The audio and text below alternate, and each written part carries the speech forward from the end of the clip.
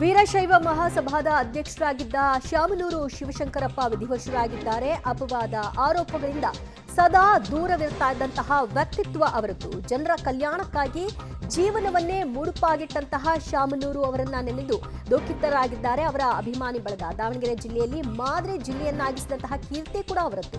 ಸರಳತೆ ಜೊತೆಗೆ ಸುದೀರ್ಘ ಜನಸೇವೆ ಮಾಡಿದಂತಹ ಹೆಗ್ಗಳಿಕೆ ವಿಧಿವಶರಾಗಿರ್ತಕ್ಕಂತಹ ಶಾಮನೂರು ಶಿವಶಂಕರಪ್ಪ ಅವರದ್ದು. ಅವರನ್ನ ಹಾಗಾಗಿಯೇ ಬಹುತೇಕರು ದಾವಣಗೆರೆಯ ಧಣಿ ಅಂತ ಕರೀತಾರೆ. ಕೆಲವರು ಅಪ್ಪಾಜಿ ಅಂತ ಅವರನ್ನ ಸಂಬೋಧಿಸೋದನ್ನು ಕೂಡ ನೀವು ನೋಡಬಹುದಾಗಿದೆ.